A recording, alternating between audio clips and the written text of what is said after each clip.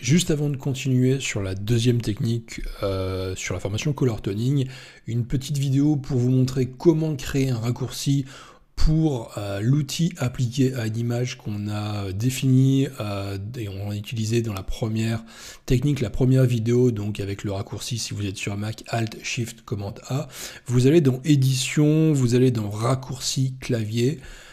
Vous allez dans Images, vous descendez, vous allez tout simplement dans Appliquer à une image qui se trouve juste ici et vous allez cliquer ici pour tout simplement définir votre raccourci qui vous convient le mieux pour cet outil qui est vraiment super utile pour aller beaucoup plus vite ensuite dans la retouche. Si vous appliquez plusieurs fois l'outil Appliquer à une image, ça peut être vraiment très utile d'avoir un raccourci défini vraiment que vous allez utiliser. Ensuite, le deuxième petit conseil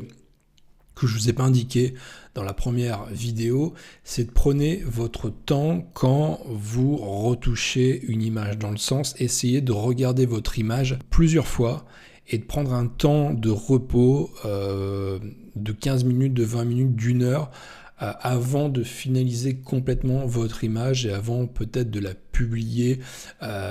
ou de l'envoyer à un client, dans le sens où généralement on a tendance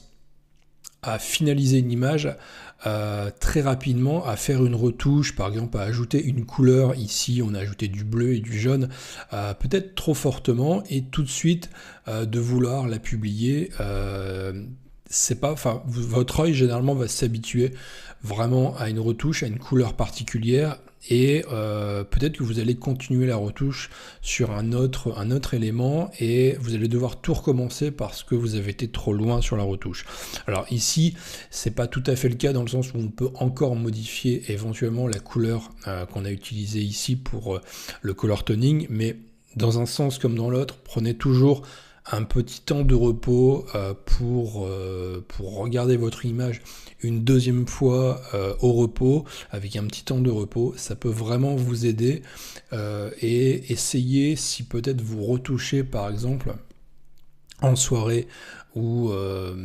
dans le noir votre image, de regarder votre image en plein jour, et si vous travaillez en plein jour votre image, regardez votre image en soirée. Essayez toujours de cumuler, en fait, d'associer deux périodes pour retoucher votre image. Ça va vous faire gagner beaucoup de qualité dans la retouche, dans vos retouches, et ça va vous permettre d'être cohérent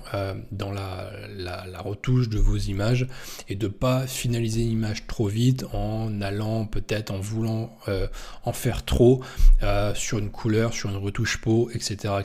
Donc c'est le petit conseil que j'avais envie de vous donner juste avant de vous expliquer la deuxième technique du color toning.